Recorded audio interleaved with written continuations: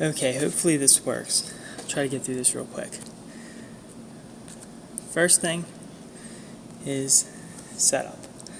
Slow-mo it. We want your feet, see how they're angled out? We'd like them to be straight ahead. Now, let's stop it. We go back. Okay. Watch this area right in here, the low back. Because you have pretty much a straight line through your legs, you don't let the knees bend, you kind of just push back.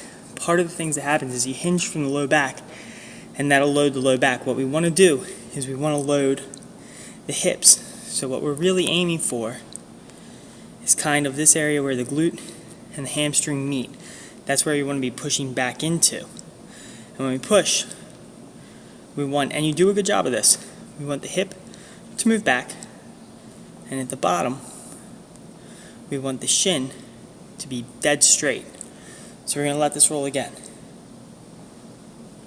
So you're there, you push back, you push back. You can see the knees kind of move back behind that line. That line wasn't perfect, but it's really not bending that much. Bends a little bit, it's not bad. Line is pretty good, hips move back, but you see that end part. The hips have already pushed back about as far as they're going to push back, and then watch the low back, what happens.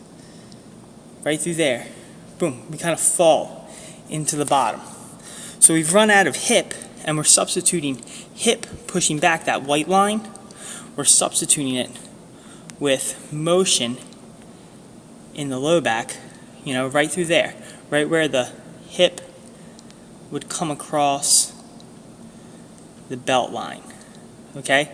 That's kind of where we're substituting that motion for.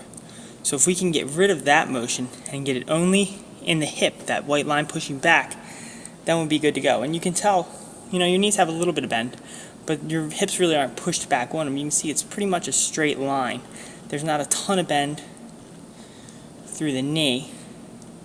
There is a little bit. I mean, we're kind of there. So that's not really a ton of difference, you know, 148 degrees. We should be able to get that closer to about 120. So you'd have a real good bend, maybe even 110. So that's really what happens. We'll let this run a little bit and just kind of watch the low back and what happens there. You can see on the way up, boom, again, when you get to the top, once we're there, we kind of get arched up at that low back.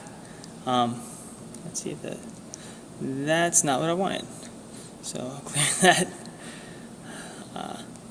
But we're kind of a little overarched here, and then we have the hip pointing down there instead of straight across in neutral. So that tells me, one, we could squeeze a little harder and keep the hips in neutral, and two, we kind of cranked back on the low back on the way up. We didn't keep the ribs down and abs tight. So that will definitely load your back because that's where you have to move from. So we'll run through again. Next rep. Knees are okay. Hinge is good. Now look at this one. You're markedly further away from the wall. So you get all the way down to that bottom position, and we're not even touching the wall where we were on the last one. So we've even stiff-legged it more and had to rely on the low back even more. Now it's good that you're pushing back some. You can definitely see the hips do move back and you load them. But right about there is probably where we run out of hip. You can tell right there. And then from that point forward, you can tell if you watch that low back, right in here, that's really where we're substituting that motion from that point forward. Well, that one on the way up. Just watch again. Push back, stop, and then boom. You kind of see that? Where in this area, kind of the wrinkles of the shirt. If you're looking right in there. So we'll back that up some. And then watch the wrinkles of the shirt right through that low back. Good. And then you see how it kind of bunches up and you get the movement through there? That's your low back. That's right under your rib cage and right before your hips. That's where that's breaking. And see, again, we're not on the wall. So I think that's, and then on the way up, boom, and then the wrinkles come back hard. So I think that's part of where you're loading. You're squeezing. You're doing a good job of getting that squeeze, especially at the very top, but we want to drive that squeeze from the back end all the way forward and keep the torso a little bit more rigid. We don't want any change. See, you can see on that one, it was pretty pronounced as you came down. You know, if we put a line, ears through hip, I'm going to have to guesstimate this a little bit, But if we had a line through there, through here, and we were to follow that the whole way down, you can see right about there it really changes. And right across this area, we get quite a bit of motion, and then crank back into the back again. So I think that's really where your problem is.